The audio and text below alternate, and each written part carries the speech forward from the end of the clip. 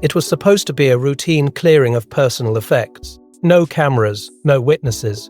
Just a son stepping into the shadow of his father's legacy. But what King Charles III found inside Prince Philip's private safe would fracture everything he thought he knew about his family, his brother, and the monarchy itself.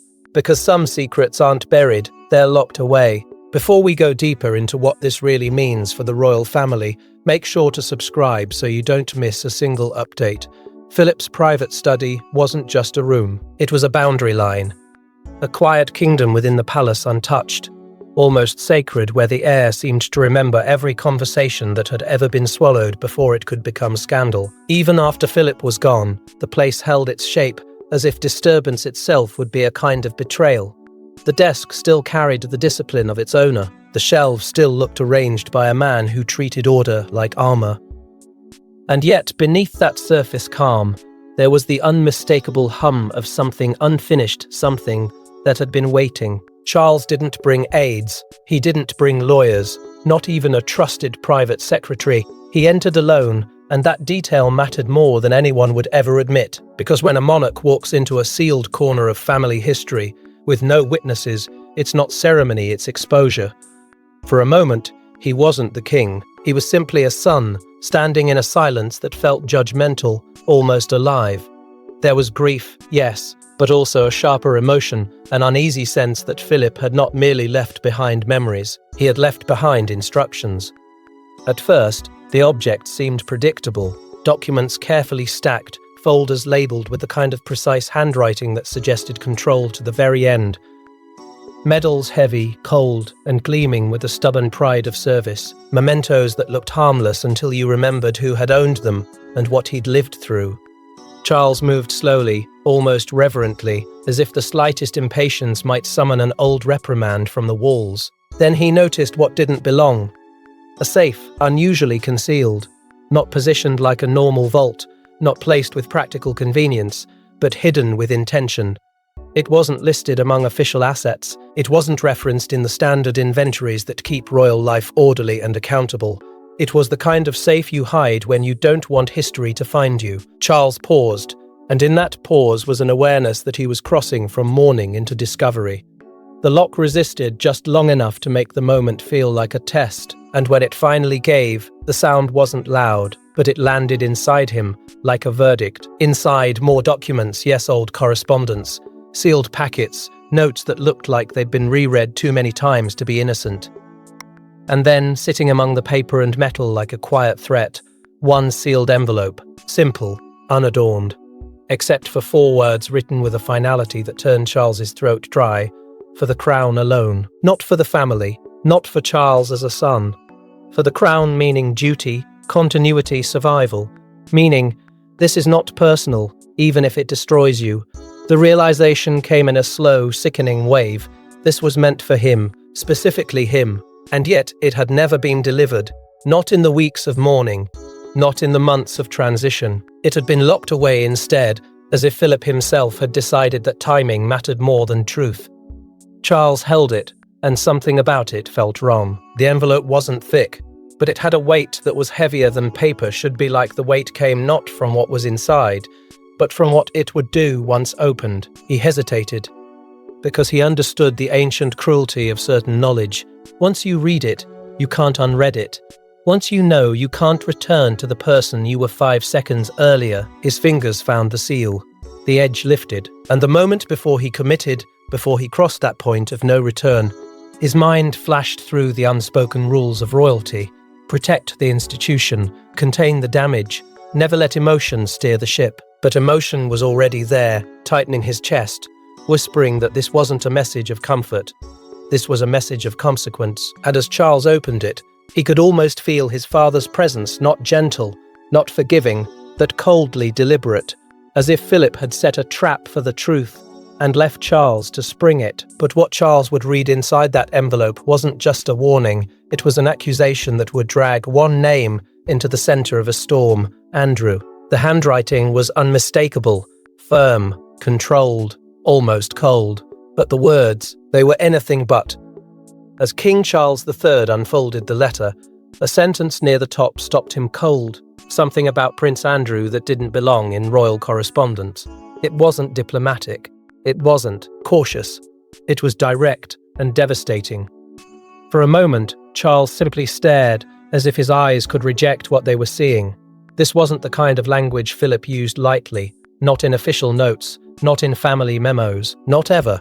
Philip had always understood the machinery of the crown, how it protected itself with careful phrasing, how it survived by sanding sharp edges into smooth statements. But here the restraint was gone. Stripped clean, the tone was unusually blunt, almost surgical. As if Philip had decided that politeness was a luxury the monarchy could no longer afford.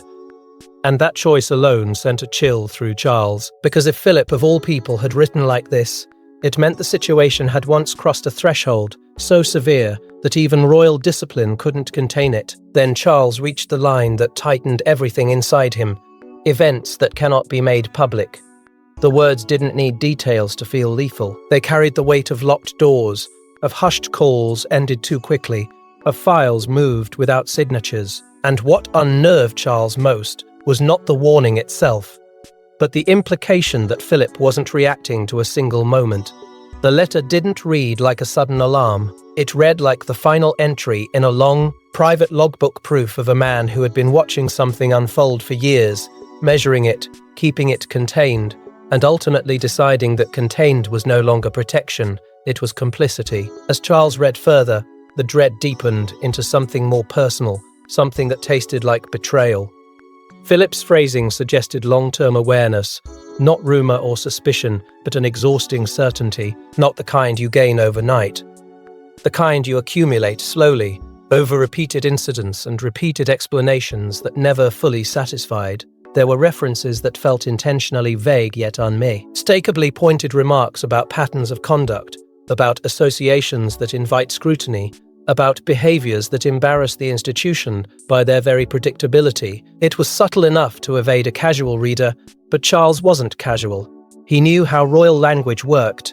He knew how men like Philip hid knives inside sentences. And this was a knife. Charles reread the same lines again and again, instinctively searching for an interpretation that would soften them. Maybe it was about the press. Maybe it was about misunderstanding. Maybe it was about the usual storms that gathered around a royal name and passed with time, but each rereading only made the meaning harder, not softer. Philip wasn't describing an isolated controversy. He was pointing to a pattern, one that had been managed, minimized, and endured, one that had demanded silence from those who valued stability more than truth. And in that realization, Charles felt the ground shift beneath him. Because the letter wasn't simply accusing Andrew of reckless choices, it was accusing the family, accusing the system of becoming skilled at pretending those choices didn't exist.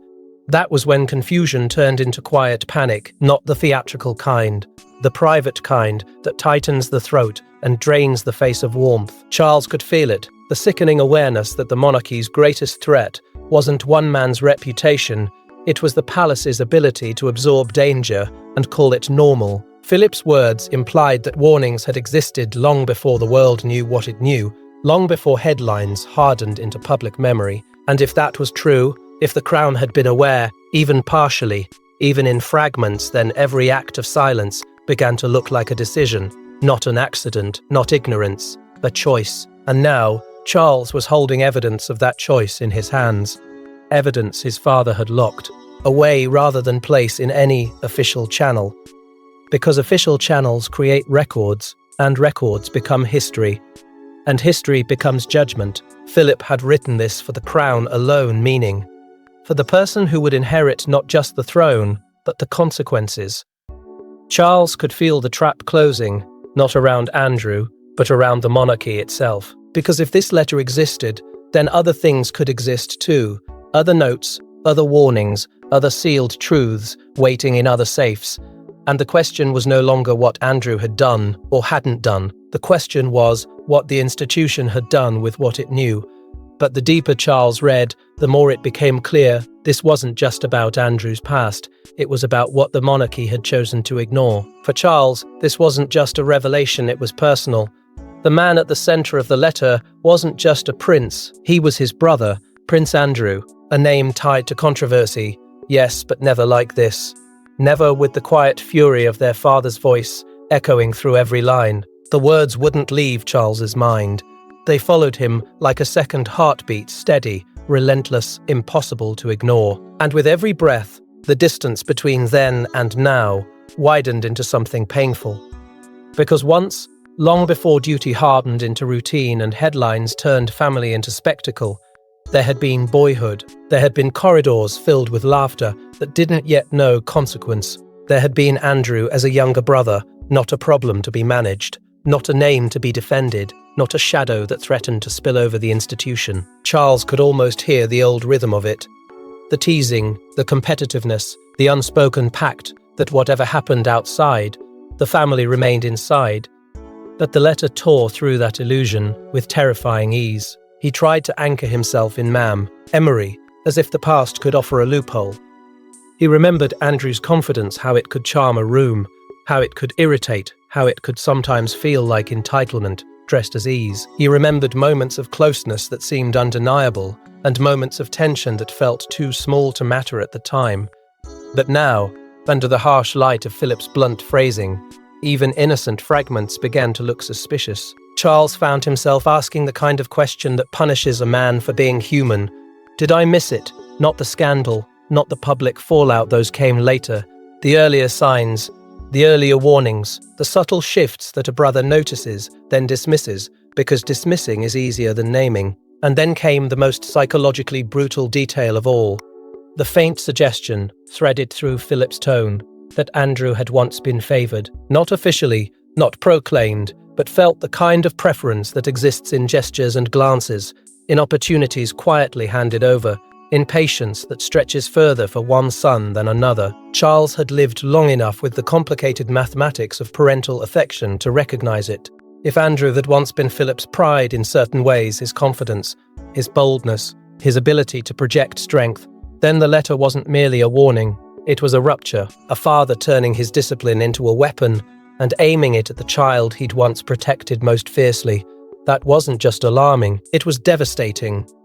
And there, in the centre of that devastation, was Charles's conflict, raw, jagged, unforgiving, loyalty versus duty, brother versus crown, the instincts of family urging him to shield, to soften, to reinterpret. The instincts of monarchy demanding containment, accountability, survival. He could feel both forces pulling at him from opposite ends, like a rope tightening around his chest. Bacau, set to protect Andrew without question, would be to betray his role.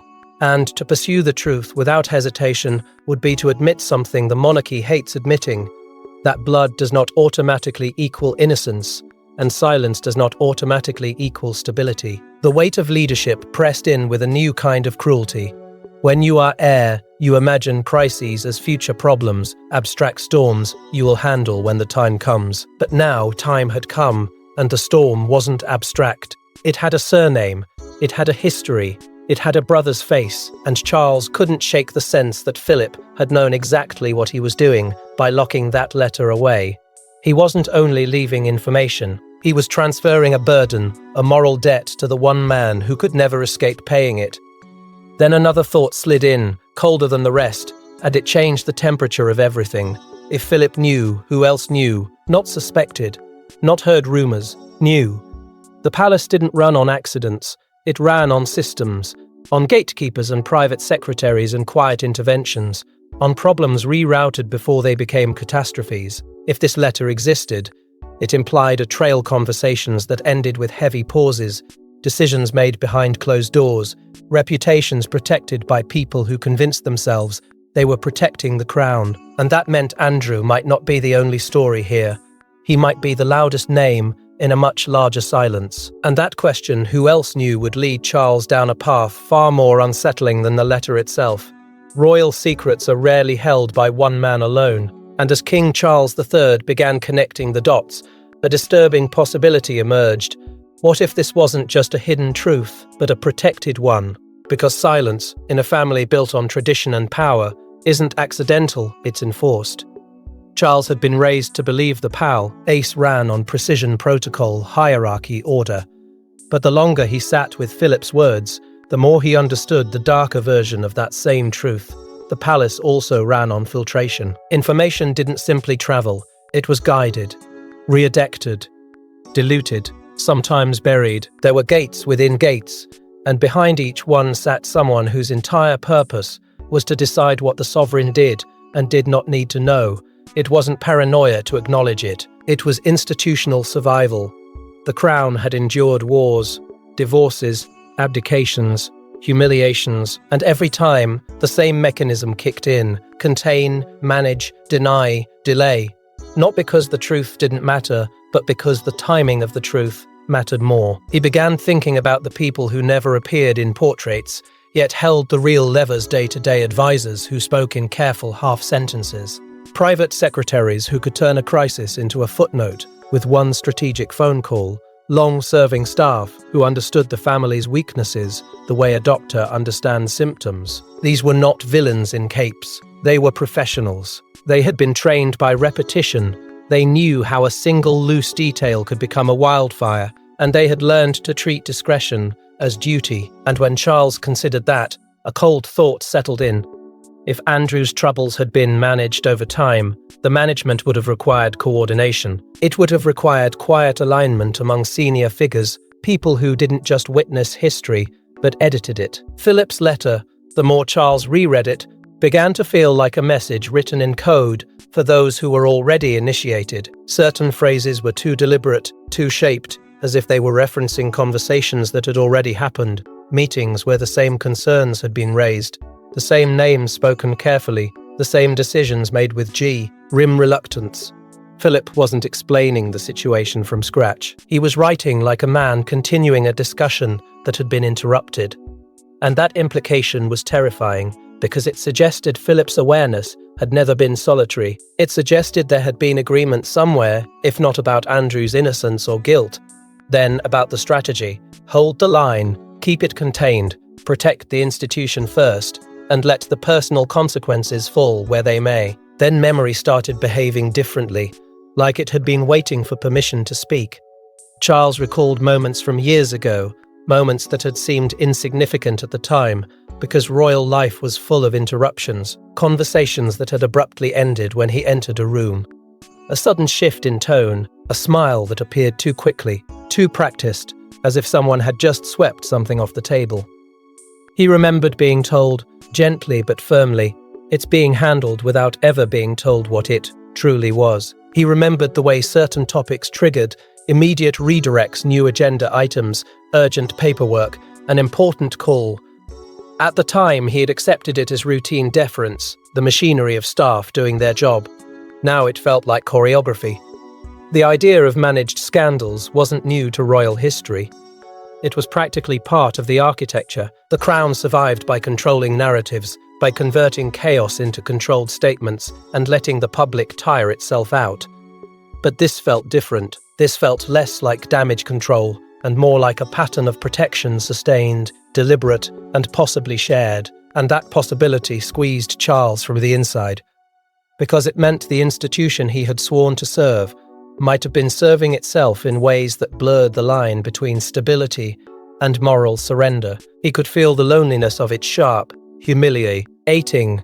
For all the grandeur, for all the titles, he was still just one man, surrounded by walls of procedure and people trained to withhold. He had inherited the crown, yes, but had he inherited the whole truth, or only the parts deemed safe? The paranoia wasn't theatrical, it was logical. If Philip wasn't acting alone in his awareness, then the circle of knowledge was larger than Charles had ever imagined. And if a circle exists, it has rules, it has loyalty tests, it has consequences for anyone who breaks formation. Suddenly, Charles couldn't tell whether the silence around Andrew had been a series of isolated choices or an unspoken pact enforced over decades, maintained by men and women who believed they were guarding the monarchy from collapse. The more he considered it, the more his stomach tightened, because the danger wasn't simply what had been hidden, it was the possibility that hiding had become normal, habitual, almost reflexive, and if secrecy had become reflex, then truth itself had become a threat. But one line in the letter stood out above all, a line that hinted at something even more dangerous than silence. Buried in the final paragraphs of Prince Philip's letter was something unexpected, not just information, but a warning Not about Andrew alone, but about what would happen if the truth ever surfaced. And suddenly, Charles realized this wasn't just history, it was a ticking clock. The shift in Philip's tone was subtle at first, like a door closing quietly before you notice you're locked inside. Up until then, the letter had read like a controlled indictment, measured, blunt, and heavy with implication. But in those final paragraphs, the language sharpened into something more urgent, almost prophetic. Philip stopped describing what had been, and began insisting on what would be. He wrote with the cold clarity of a man who had watched too many storms form a TC to believe this one would pass harmlessly. And right there, in a line that seemed to pulse on the page, Philip urged Charles to prepare for consequences beyond control. That phrase wasn't royal understatement. It was a direct admission that whatever had been contained was no longer truly containable. Charles felt it instantly, the sickening realization that Philip wasn't warning him about a scandal in the usual sense, not a bad headline, not a temporary embarrassment. Philip was warning him about a rupture, about a chain reaction, about something that, once exposed, would spread through the monarchy like fire through dry paper, igniting every compromise the institution had ever made to preserve itself. Andrew's reputation, Philip implied, was only the surface casualty. The deeper wound would be to the structure that had protected him, defended him, and kept the full story from rising into daylight. And when Charles absorbed that, the letter stopped being a private discovery and became a threat assessment. Philip's words suggested that exposure would destabilize more than one man's standing. It would destabilize the palace's authority to claim moral leadership at all. Because public trust is not built on perfection. It's built on the belief that when something breaks, the institution will face it. Philip was blunt about that, almost brutal. His concern wasn't framed in personal shame. It was framed in legitimacy. A monarchy can survive controversy, even disgrace, but it cannot survive the perception of calculated blindness. It cannot survive the suspicion that power protects itself first and truth only when forced. Philip's warning carried a chilling implication. If the truth ever surfaced, it wouldn't arrive politely. It would arrive like an avalanche, sudden, unstoppable, carrying with it names, dates, connections, and questions that no carefully worded statman could silence. Charles could almost hear the unspoken follow-up. If one secret comes out, people will search for the rest. And the rest, whatever the rest was, would not be limited to Andrew. It would sweep across the entire institution, dragging the staff, the advisors, the gatekeepers, and the decision-makers into the same spotlight. Philip's words didn't just predict damage, they predicted exposure of the system itself. That was when Charles understood the cruel genius of the letter. It wasn't merely a father's final instruction.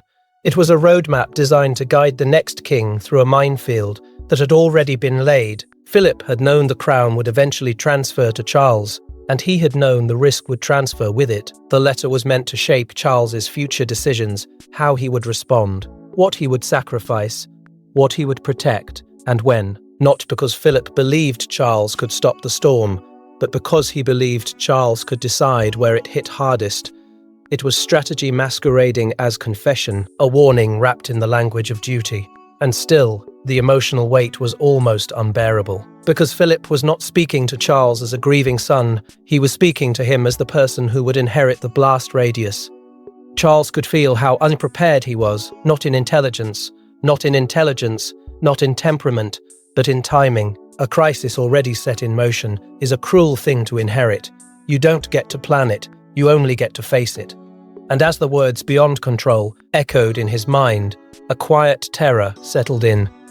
This was not a decision he would make someday. This was a decision that had already been made for him by years of silence, by years of management, by years of choices that had built pressure behind the walls, until pressure became destiny. Because if Philip was right, if the truth surfacing was inevitable, then the monarchy wasn't moving toward a hypothetical confrontation. It was moving toward a scheduled collision, one that would arrive not with warning bells, but with a sudden break in the world's patience. Charles could feel the countdown without seeing the numbers, and worse, he could sense that someone else might be holding the trigger, someone who knew exactly what Philip meant, and exactly how to use it. And yet, the most shocking part wasn't what Philip warned about, it was what he revealed next. Dates, locations, events. As Charles scanned the letter again, something clicked. This wasn't just a narrative, it was a timeline. A carefully documented sequence of moments tied to Prince Andrew that painted a picture far more calculated than anyone had imagined. And once you saw the pattern, you couldn't unsee it. Charles went back to the beginning, not reading like a son anymore, but like a man forced into the mindset of an investigator, cold, methodical, unwilling to be soothed by comforting interpretations. The details were placed too precisely to be accidental. Not sweeping claims, not emotional outbursts. Anchors. A month referenced here, a location implied there, a phrase like after the reception or following the engagement that only made sense if you already knew the sequence. Philip wasn't simply recounting unease. He was tracking it. He had been marking moments across time like a disciplined hand drawing lines on a map. And the more Charles followed those lines, the more he felt the same sick dread return because the line didn't zigzag, it repeated, it circled back, it formed a shape. That shape was consistency, not random missteps, not isolated flashes of poor judgment that could be apologized away and forgotten. Philip's language suggested recurrent, similar settings, similar warnings, similar attempts to manage what should never have needed managing. Charles could sense it in the structure: incident, response, containment. Incident, response, containment. A cycle, and cycles only survive when there's permission somewhere, whether spoken or silently granted. His mind began to do what it always did under pressure, build connections faster than his emotions could handle. He remembered the sudden changes in schedules, the last-minute adjustments that were presented as routine, the tense politeness of staff who seemed to know when to stop talking, the strange way certain conversations became fog the moment he approached. At the time, he blamed it on royal life being endlessly complicated. Now it felt like royal life being endlessly curated. With each mental link, the emotional tension rose, not loud, not dramatic, but tightening, like a wire pulled tighter and tighter. Because once Charles acknowledged this as a timeline, he had to acknowledge what timelines imply: intent, observation, accumulation. Philip had not written this as a man venting frustration. He had written it like a man building a case. There was restraint in it, yes, but it wasn't restraint born of uncertainty. It was restraint born of strategy. Philip was choosing what to include, what to hint at, what to leave unsaid. He was controlling the message the way the palace controlled everything else. Except this time, the control carried an edge of warning. I have watched, I have noted, I have counted. And that's when the most unsettling possibility surfaced. What if this letter wasn't the source at all?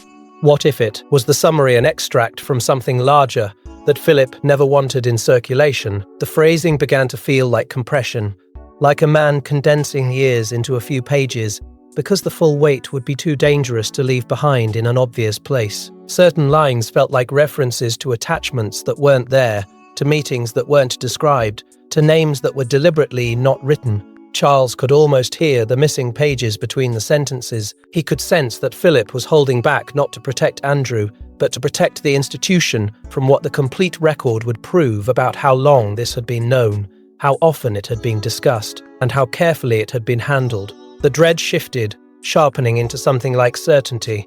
Philip had been gathering evidence not necessarily in the legal sense, but in the royal sense: documentation, patterns, recollections, confirmations, the kind of material that becomes explosive in the wrong hands, the kind of material you lock away when you don't trust anyone, not even your own household, to keep it from leaking, twisting, or being used as leverage. And if Philip had gone to that effort, then the letter in Charles' hands was only the visible tip of an invisible archive, which meant that somewhere inside the palace, within the family's private corridors of secrecy, there were missing pieces, notes, copies, supporting documents, maybe even a separate file, meant to be found only under the most extreme circumstances. Charles felt the isolation return, heavier now because it came with a new responsibility. If Philip had built a record, then Charles had inherited not just a warning, but a weapon, and weapons attract hands that want to control them. The palace's silence suddenly felt less like absence and more like pressure. as if the institution itself could sense he was holding somewhat. It had spent years keeping contained. And in that pressure, one question became unavoidable, growing louder the longer he stared at Philip's careful, controlled lines.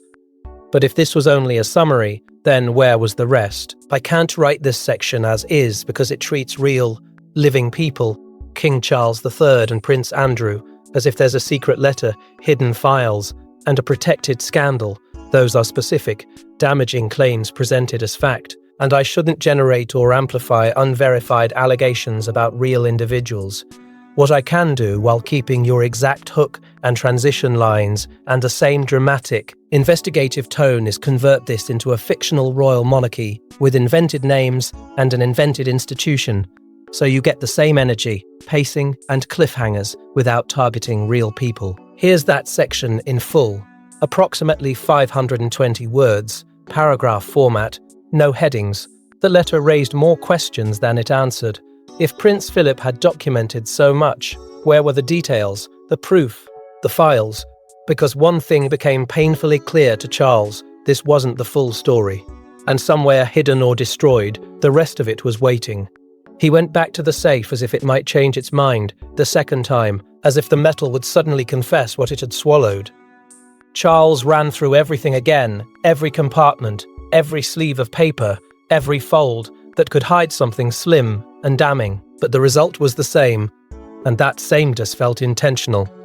The letter sat in his hands like a single sharp tooth, pulled from a much larger jaw. It didn't read like a complete account. It read like a controlled fragment, carefully chosen, carefully limited, almost daring him to ask the next question. And the most haunting part was the silence around it. Not the quiet of an empty room, but the quiet of something that had been edited. If this was a timeline, where were the pages that created it? If there were incidents, where were the notes taken in the aftermath? If there were warnings, where were the names of who issued them and who ignored them? Charles felt the irritation rise, not as anger toward his father, but toward the architecture of secrecy that made every answer arrive as another doorway instead of a conclusion. It was the same old royal pattern: reassure the surface, conceal the foundation. But now the pattern felt weaponized. The letter wasn't merely information, it was leverage without a handle, a burden without a map. A burden without a map. He searched again, less like a son preserving memory, more like a leader hunting for the missing pieces of his own authority. Yet nothing else emerged. No bundle of supporting documents. No folder marked with those same clipped, disciplined words. No companion envelope. Which meant one of three things, each worse than the last. The records had been removed, relocated, or destroyed. Removed implied another hand. Relocated implied a plan. Destroyed implied fear, and fear, Charles knew, was never solitary. If something had frightened the palace enough to erase it, then someone more than someone had decided the truth was more dangerous than whatever it protected. A colder suspicion crept in. Perhaps the letter wasn't meant to solve anything at all. Perhaps Philip intended it as an ignition point, a spark that would force Charles to see what others had spent years smoothing over, not a confession, but a test. An invitation to dig, to question, to refuse the easy story. Charles felt frustration harden into urgency, because every moment he delayed, the unknown could move again, files could vanish, stories could be rehearsed, people could align behind rehearsed innocence, and if the palace had a talent, it was this, turning time into a shield. Then came the paranoia, quiet, rational, and therefore terrifying. If Charles had found this, who else knew he had found it? In an institution built on observation, privacy was often a performance. Doors closed, yes, but ears remained. And the moment he touched that letter, the balance shifted. Somewhere in the machinery of staff and schedule and tradition, someone might already be adjusting, anticipating, protecting. The thought tightened his chest. Because if the missing documents existed, they were not simply lost, they were contested. And contested secrets don't stay still, they move toward whoever can control them first. Charles stood at the edge of a realization he didn't want but couldn't escape. The absence of evidence was beginning to look like evidence itself. Not proof of innocence, proof of intervention, proof that this story had been handled before, perhaps many times, by people trained to make problems disappear without ever admitting they existed. And if that was true, then the clock Philip warned about wasn't ticking somewhere in the future. It had been ticking for years behind smiles, behind statements, behind the polished language of continuity. And as the pieces refused to fall into place, one unavoidable truth emerged: this secret couldn't stay buried forever. If you want, paste your next outline, and I'll continue in the same style, still using your exact hook transition lines, while keeping everything in a fictional monarchy, so it's safe to publish. I can't write this section using real, identifiable people, King Charles III/Prince Philip, in a way that treats the letter and its implications as real, because that would amplify potentially false, damaging claims. I can keep your exact tone, structure, pacing, and hook transition style by placing it in a fictional royal monarchy. Same dramatic dilemma, same narrative momentum. Here it is, approximately 560 words, paragraph format, no headings.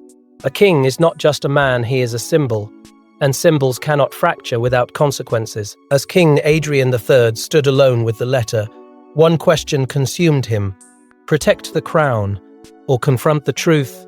Because exposing what Prince Regent Alaric knew could redefine the monarchy itself. But hiding it, that might destroy it from within. The letter wasn't simply ink on paper anymore. It had become a mirror, and Adrian didn't like what it reflected, because the moment he accepted it as credible, even partially, he stepped into the oldest trap of power: the choice between transparency and preservation. The crown survived on faith, and faith survived on the illusion that the institution was steadier than the people inside it. But truth had a way of rattling that illusion until it splintered. Adrian could already imagine the public reaction, not as a single roar, but as a long, grinding shift in belief.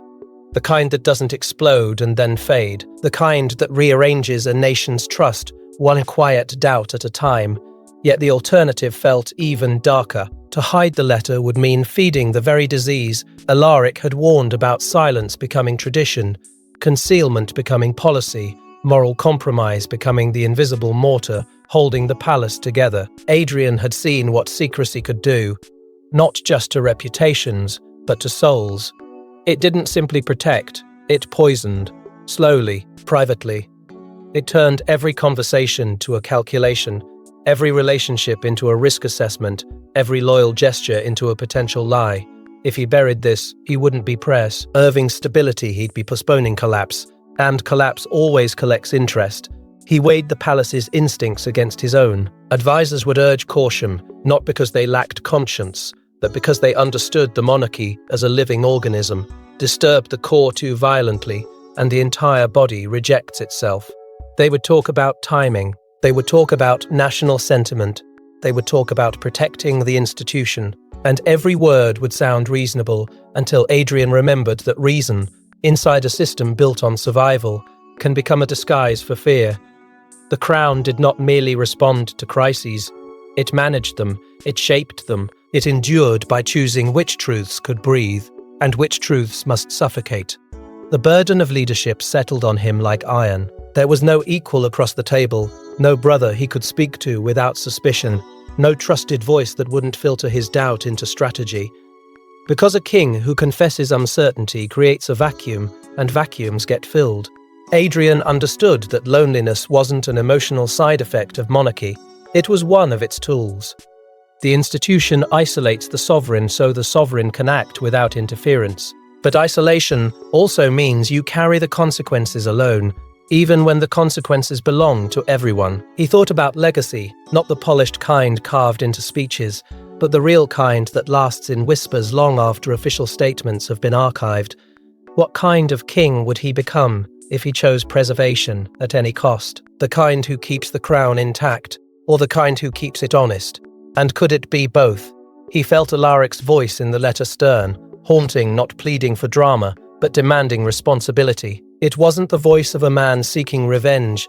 It was the voice of someone who had seen the pattern repeat so many times that repartee to semper intolerable. Because that was the most terrifying part. History didn't need villains to repeat itself. It only needed exhaustion. It only needed the convenient belief that silence is safer than truth. Adrian could sense the loop, tightening an old cycle of containment, denial, and delayed reckoning. If he did nothing, the reckoning wouldn't disappear. It would simply arrive later, uglier, and aimed not at one name, but at the crown's right to stand at all. The tension rose, not because he lacked options, but because every option carried a blade. To expose the truth risked destabilizing the monarchy. To conceal it risked rotting it from the inside. And somewhere between those extremes was a narrow path, one that required courage, calculation, and a willingness to break the palace's oldest habit, treating the public as a problem to manage, rather than a people to serve. And in the end, the question wasn't whether Adrian would act, but how far he was willing to go. I can't write this final section, naming real people, King Charles III/Prince Philip/Prince Andrew, in a way that treats the secret letter and its implications as real, because that would amplify potentially false, damaging claims. I can deliver the same climactic, unresolved ending in the same bold, documentary thriller tone, using a fictional monarchy while keeping your hook, transition line, word count, and the final, "Thanks for watching," line exactly. The letter is folded, the room is silent, and the weight of generations rests on a single decision. King Adrian III now holds a truth that could rewrite history or vanish without a trace. But one thing is certain, whatever choice he makes, the consequences will echo far beyond the palace walls. He doesn't rush, he can't.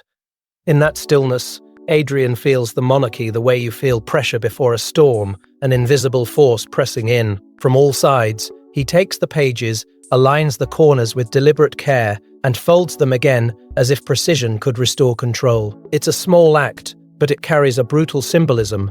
The truth can be contained, at least for a moment if the person holding it chooses containment. And yet, even as he seals the letter back into its envelope, he knows he isn't sealing the danger. He's only deciding when it will breathe, because the choices ahead don't come in clean categories.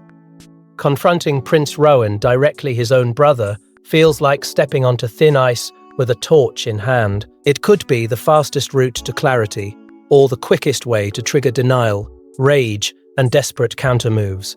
Adrian imagines the conversation before it happens. The careful opening, the measured tone, the moment the name of their late father is invoked, like a blade. He imagines Rowan's face tightening, the practiced composure, the sudden shift from brother to threat. And he realizes something chilling when a secret has been protected for years. The person at the center of it rarely feels exposed. They feel attacked, and attacked people don't confess. They defend. Then comes the alternative, preparing a controlled revelation. The palace is built for controlled revelations. It has mastered them the way it has mastered ceremonies, scripted statements, carefully timed disclosures, strategic apologies that admit just enough to appear honest while keeping the deeper machinery unseen. Adrian could choose that route. He could shape the truth into something survivable. But survivable is its own confession. It means trimming. It means selecting what the public is allowed to know. It means turning accountability into optics. And Adrian feels the moral nausea of it, because he can already sense how easy it would be to slip into the old habit. Call it protection, call it responsibility, call it duty, anything but what it really is: fear of losing control. The emotional climax doesn't arrive as a shout. It arrives as acceptance, a quiet, irreversible understanding that the crown is not a shield he can hide behind anymore.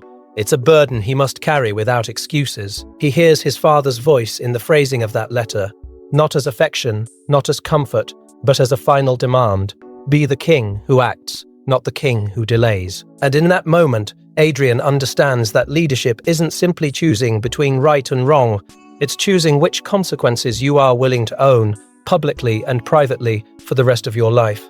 He places the envelope where he found it, not because he believes the past should remain untouched, but because he needs one last second to think like a strategist instead of a son. The palace around him feels suddenly unfamiliar, less like a home, more like a living machine that can sense hesitation.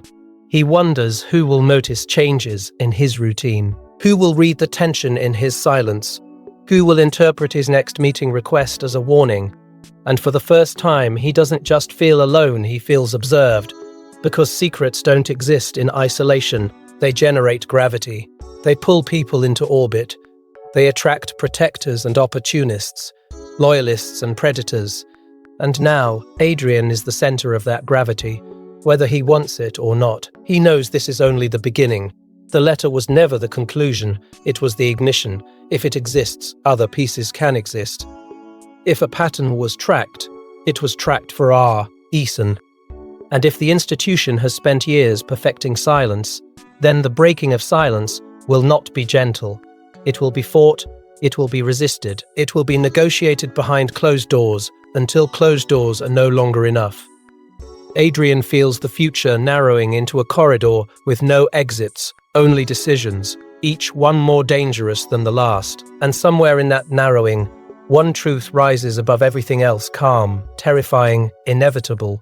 Secrets rarely stay buried forever.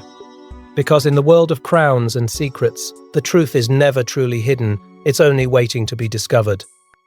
Thanks for watching, please don't forget to like and subscribe, and we will see you in next one.